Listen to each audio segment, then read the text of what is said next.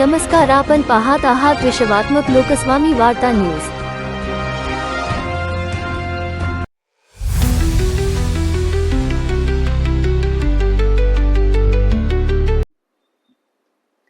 नमस्कार। अरविंद पानसरे, हिंदू जनजागृती समिती, तुळजाभवानी देवस्थान ट्रस्टने असं म्हटलेलं आहे की 4122 एकर म्हणजे 1668 एकर जमीन आमच्याकडे नाही, केवळ 400 एकर जमिनीचाच विवाद आहे।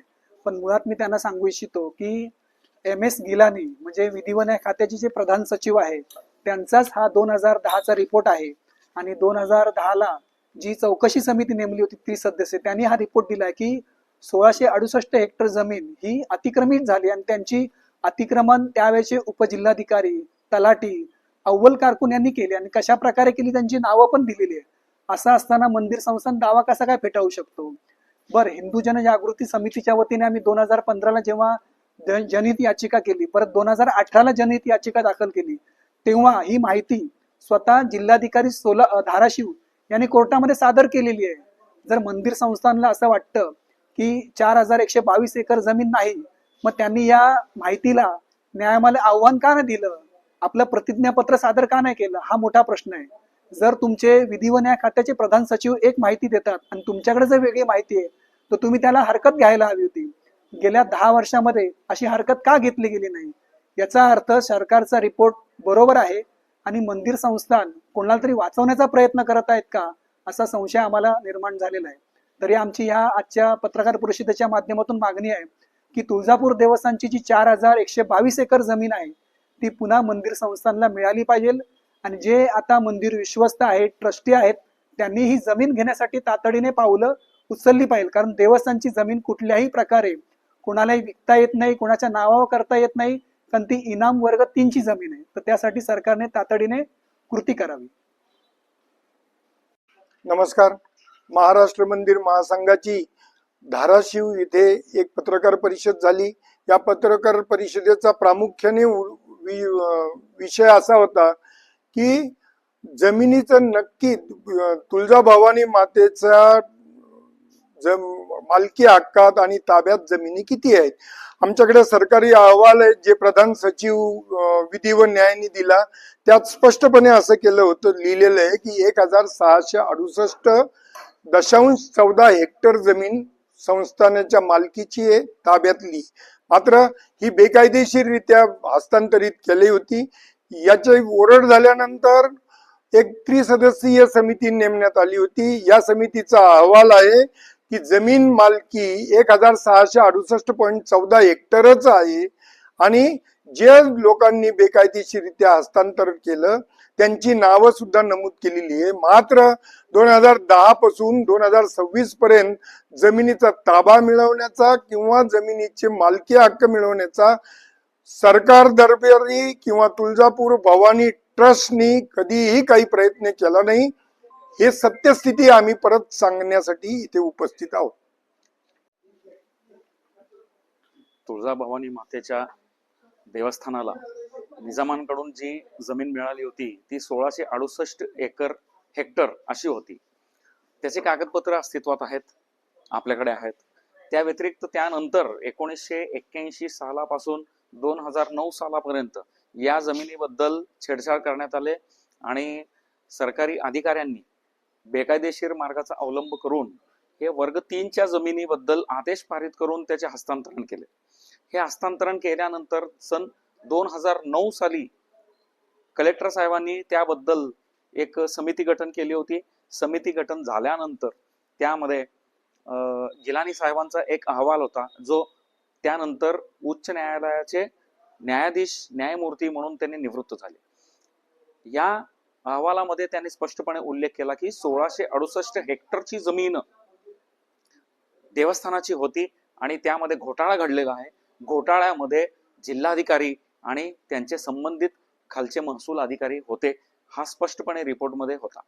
सन 2010च्या नंतर त्या संदर्भात राज्य शासनाने किंवा तत्कालीन जिल्हाधिकाऱ्याने त्याबद्दल गुन्हा दाखल करणे आणि गेलेल्या जमिनी पूर्ववत करून देवस्थानला देणे अपेक्षित होते, परंतु आज तागायत ते दिलेले नाही। सन 2015 साली जनहित याचिका दाखल करण्यात आली त्या संदर्भात. त्यानंतर त्यांना नोटिसा काढण्यात आल्या. नोटीस काढण्यात आल्यानंतर देखील 2010चा जो अहवाल आहे त्याच्यावर अवलंबून राहून कार्यपद्धती चालविणे अपेक्षित होते, परंतु देवस्थानाच्या कुठल्याही जमिनी माघारी दिल्या गेल्या नाहीत. त्यानंतर ज्या ज्या लोकांनी या गुन्ह्यामध्ये सहभाग होते त्यांच्या विरुद्ध गुन्हा दाखल करणे देखील अपेक्षित होते, परंतु 2018 मध्ये उच्च न्यायालयामध्ये जाऊन ते गुन्हा दाखल करण्यासंदर्भात आदेश पारित केला, तरी देखील धाराशिव येथील जिल्हाधिकारी साहेबांनी किंवा पोलीस प्रशासनाने ते गुन्हा दाखल केला नाही.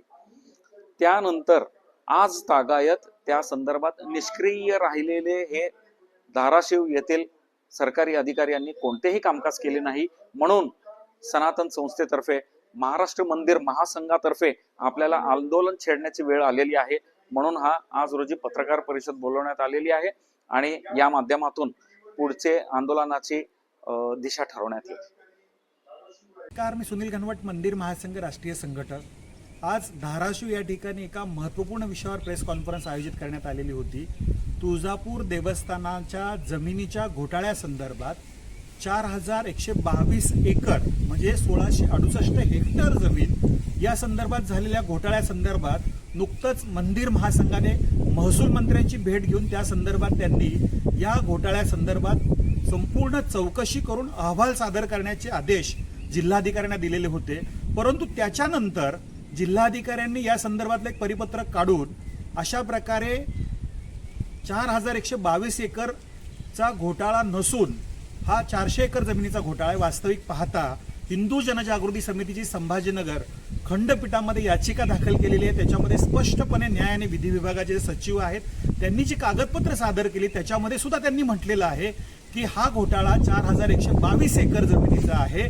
शासन प्रशासन स्वतःच्या स्वाक्षरीने, मंत्र्यांच्या स्वाक्षरीने दडदडीत पुरावे त्या ठिकाणी दिलेले आहेत. हा घोटाळा झालेला आहे. काही जमिनी ज्या आहेत त्या कुळांच्या नावावर बेकायदेशीर करण्यात आलेल्या आहेत. काही ठिकाणी जगदंबा ट्रस्टच्या नावा म्हणजे मंदिर प्रशासनाला अंधारात ठेवून करण्यात आलेल्या आहेत. या सगळ्या गोष्टींची रीतसर माहिती प्रेस नोटच्या माध्यमातून आम्ही दिलेली आहे. परंतु चोरांच्या उलट्या बोंबा या पद्धतीने एवढा घोटाळा झालेला आहे. निजामाच्या कालावधीत 1668 हेक्टर जमीन देवस्थानाला दिलेली आहे आणि त्या संपूर्ण जमिनीचं रेकॉर्ड हे त्यांच्याकडे असणं अपेक्षित आहे आणि वस्तुस्थिती सध्याची काय हे असणं अपेक्षित आहे.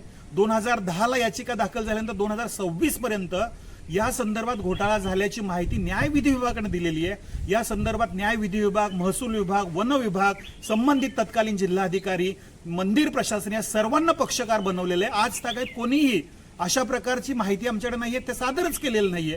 त्यामुळे हा घोटाळा निश्चितपणे आहे. याचं कागदपत्रानिशी आज पुन्हा एकदा ते सगळं सादर करण्यात आलेलं आहे. प्रशासन जे आहे मंदिराचं नेमकं कोणाला या ठिकाणी पाठीशी घालतंय बरं? ज्या अधिकाऱ्यांनी ह्या गोष्टी केलेल्या होत्या, ज्या कारकुनांनी या गोष्टी केलेल्या होत्या त्यांच्यावर कारवाई म्हणजे काही काळापुरतं निलंबित केलं होतं आणि पुन्हा कामावर रुजू केलेलं होतं. याला कारवाई म्हणता येत नाही.